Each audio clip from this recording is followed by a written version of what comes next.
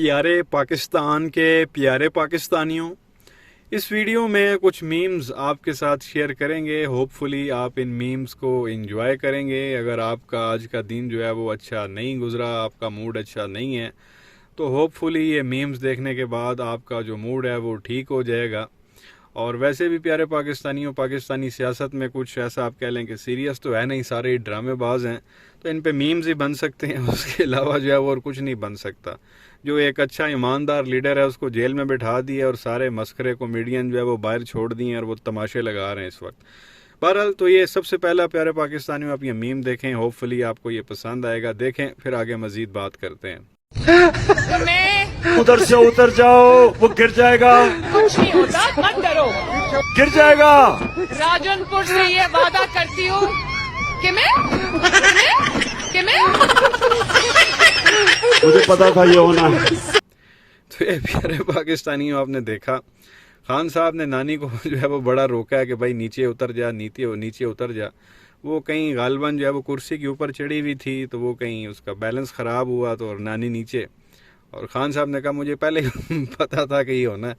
تو بہرحال یہ گئی تھی کسی جگہ جلسے میں، تو وہاں پہ جا کر کسی کرسی پہ چڑھ گئی، میڈیا سے گفتگو کر رہی تھی اور بڑی بہادر بننے کی اس نے کوشش کی. حالانکہ لوگوں نے کہا کہ میڈم جی تسی تھلے آ جانا ہے، تو وہ کہہ رہی ہے نہیں، ڈرنے کی کوئی بات ہی نہیں ہے. اور یہی 2-4 سیکنڈ ہی گزرے اور نانی جو ہے وہ نیچے زمین پہ ٹھاک. بعد میں وہ صفدر بیچارہ اس کو سنبھالتا پھر رہا تھا. تو بہرحال ایک یہ میم آپ کے ساتھ شیئر کرنا تھا. اس کے علاوہ بات کرتے ہیں اس شخص کے بارے میں. آپ سب اسے بڑی اچھی طرح سے جانتے ہیں. آج کل بڑا جو ہے یہ ان ہوا ہے، نون لیگ کا سپوکس پرسن بنا ہوا ہے. ان کو جو ہے وہ ہر جگہ پہ آ کے نون لیگ کی آپ کہہ لیں گے ترجمانی کرتا ہے. اس کی جو ہے وہ ایک صاحب نے جو ہے وہ صحیح منجی ٹھوکی. ایک ریٹائرڈ ایئر کموڈور ہیں ایئر فورس کے، انہوں نے جو ہے وہ صحیح اس کو ذلیل کیا، اس کی صحیح منجی ٹھوکی. آپ سنیں یہ ریٹائرڈ ایئر کموڈور جو ہے وہ عطا تاڑڑ کے بارے میں کیا فرما رہے ہیں. سنیں، غور کریں، پھر آگے مزید بات کرتے ہیں. صبح سے شام تک یہ جو تارڑ ہیں مثلاً، اور اس کے ساتھ جو ہیں سارے، ان بےغیرتوں کو تو اتنی شرم آنا. پلیز اس کو چلنے دیں، اس کو آپ سنائیں لوگوں کو. میں بتا رہا ہوں جی کہ تمہارے باپ نے جو بےغیرتی کی تھی، تم کو تو شرم سے حافظ آباد میں جا کے کسی کٹی میں بیٹھا ہونا چاہیے. تم بندروں کی طرح تمہاری اللہ نے شکلیں بنا دی ہیں. تمہارے منہ سے آواز جو نکلتی ہے وہ اتنی بدبودار ہے جیسے گٹر کھل گیا. کوئی تمہاری عقل کی بات نہیں ہوتی. اب عمران کا نام نہیں لوگے تو اب تم مرزا جاؤ گے.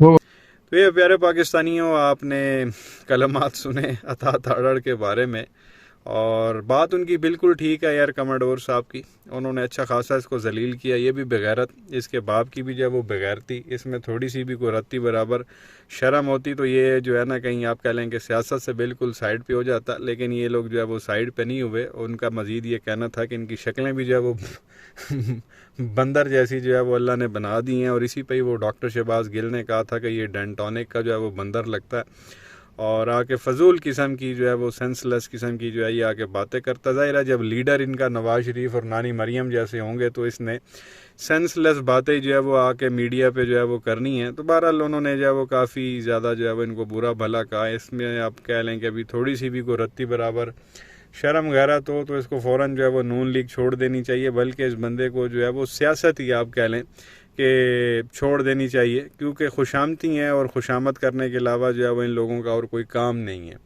تو ایک یہ عطا تاڑڑ کی عزت آپ کے ساتھ جو ہے وہ شیئر کرنی تھی جو ایک ریٹائرڈ ایئر کموڈور نے اس کی. اس کے علاوہ پیارے پاکستانیوں یہ ایک نانی کا ایک اور کلپ جو ہے وہ آپ کے ساتھ جو ہے وہ شیئر کریں گے، اور اس کے بعد تھوڑی سی پھر جو ہے وہ میں اس کی تشریح بھی کر دوں گا. تو یہ پہلے آپ سنیں رپورٹر نے کیا سوال کیا اور نانی نے آگے سے کیا جواب دیا. دیکھیں، سنیں، انجوائے کریں، پھر آگے مزید بات کرتے ہیں. آگے جو حمزہ شہباز سے جو کام نہیں کرنے دیا جا رہا، جس طرح آپ بھی بات کر رہی ہیں، تو حکومت سے چمٹے رہنے کا کیا مطلب ہے؟ وفاق میں بھی اور پنجاب میں بھی. اس سے آپ نہیں سمجھتی کہ نون لیگ، آپ نہیں سمجھتی آپ کا حکومت سے چمٹے رہنا کیا ہوتا ہے؟ مطلب ٹرے میں رکھ کے کسی اور کو پیش کر دیں. تو یہ پیارے پاکستانیوں آپ نے सुना और देखा। रिपोर्टर का बड़ा सिंपल सा सवाल था। आपको पता है कि जब ये हटाया गया था, पहले खान साहब की वफाक से हुकूमत हटाई गई थी, फिर पंजाब से हटा दी गई थी। जब उस्मान बुज़दार को हटाया गया था तो उसके बाद ज़ोर ज़बरदस्ती हमज़ा जो है वो हमज़ा शहबाज वज़ीर आला पंजाब बना था कोई एक आध हफ्ते के लिए, और उसके बाद उसको उतार दिया गया था। तो वो नानी कहती थी कि जी हमें तो काम ही नहीं करने दिया जा रहा, उसके पल्ले ही कुछ नहीं है, उसके पास पावर ही कुछ नहीं है, वो कुछ कर ही नहीं सक रहा। तो वो साफ़ी ने कहा फिर छड़ दियो, क्यों हुकूमत नाल चिमट के बैठे हो, चिपके में आप लोग।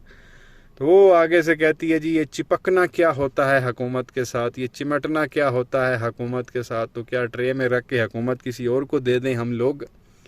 ओ भाई जब तुम खुद कह रही हो कि हमारे पल्ले ही कुछ नहीं है, हम डिलीवर ही नहीं कर सकते, तो हुकूमत छोड़ दो। हुकूमत बंदा क्यों करता है? आवाम को रिलीफ देने के लिए।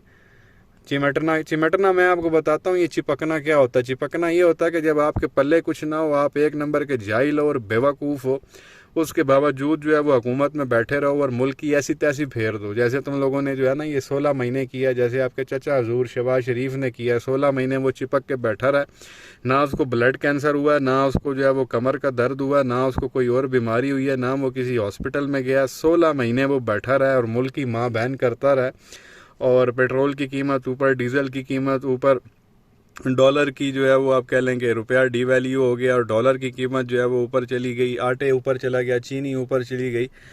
हर चीज़ जो है उस बंदे ने 16 महीने में ऐसी तैसी फेर के रख दी पाकिस्तान की कि अब गरीब आवाम से सब कुछ जो है वो दूर हो चुका है, और ऐसी तैसी फेरी है कि अब लोगों ने खुदकशियाँ करना जो है वो शुरू कर दी। इसको चिपकना कहते हैं कि जब आप एक नंबर के जाहिल हो, बेवकूफ़ हो, निकम्मे हो और उसके बाद भी चिपक के रहो हुकूमत के साथ, तो एंड पे जो है ना वो ये हाल होता है। तो इसको चिपकना कहते हैं। तो होपफुली नानी को जो है ये बात समझ में आ गई होगी। अब जो है वो क्लिप आपके साथ जो है वो शेयर करना है जो इस वक्त चल रहा है सोशल मीडिया पे भी, और वो देखने के बाद मुझे जो है वो बड़ी हैरानगी हुई है कि ये कैसे हो सकता है। तो पहले आप ये सुने, ये हमारी एक बहन जो है वो क्या फरमा रही है मरियम औरंगज़ेब के बारे में, सुने फिर आगे मज़ीद बात करते हैं। आपने देखा उसको, मरियम औरंगजेब को? उसने 1.5 करोड़ का एक पर्स लिया। क्या जेब देते हैं पाकिस्तानी कौम को या पाकिस्तानी पॉलिटिशियन को कि वो 1.5 करोड़ का एक पर्स खरीदे? हमें जेब नहीं देता। तो ये प्यारे पाकिस्तानियों, आपने सुना, मरियम औरंगजेब ने 1.5 करोड़ रुपए का बैग लिया, पर्स लिया। अंदाजा करें, इसकी शक्ल 150 रुपए वाली भी नहीं है। 1.5 करोड़ रुपए का जो है वो इसने पर्स ले लिया। भाई क्यों, वाई? और उसके बाद खैर पहला तो सवाल यही बनता है कि ये 1.5 करोड़ रुपए इसके पास आए कहाँ से हैं। काम तो उसका 150 रुपए वाला भी नहीं है।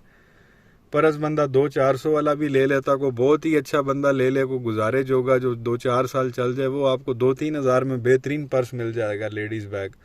2 नहीं तो 5 में तो मिल ही जाता है। तो ये 1.5 करोड़ का बैग पहनने के पीछे जो है वो मुझे कोई लॉजिक समझ में नहीं आई। बंदा 2 टके का ना होवे, 150 रुपये वाली शक्ल ना होवे। 150 भी बहुत ज़्यादा, मैं कहना 5 रुपये वाली भी शक्ल नहीं है।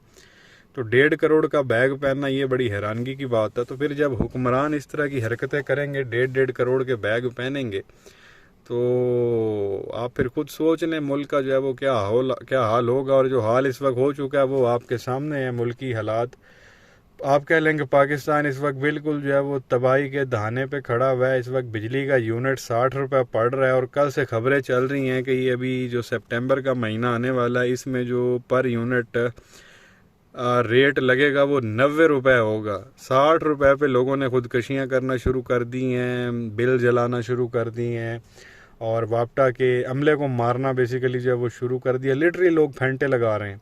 अब ये कल की बात है, पेशावर की, वहाँ गए लोग मीटर उतारने के लिए वापटा के, तो वहाँ पे एक पठान भाई थे, वो छत पे चढ़े, उन्होंने राइफ़ल निकाली और कहा कि जी हाथ ला के दिखाओ मीटर में, मैं वेना थानू। वो हिम्मत ही नहीं वापटा वालों की, और वो उसने मार देना था आगे से वो मीटर शीटर उतारते। तो ये हालात इस वक्त हो चुके हैं। तो 60 रुपये पे ये हालात हो चुके हैं। तो आप अंदाज़ा करें कि अगर ये 90 रुपये का यूनिट हो गया, 90 रुपये, तो बस अस्तगफिरुल्लाह। आप दूसरे एशिया के ममालिक उठा कर देखें, आपको 10-15 रुपये से ऊपर जो है वो यूनिट नहीं मिलेगा।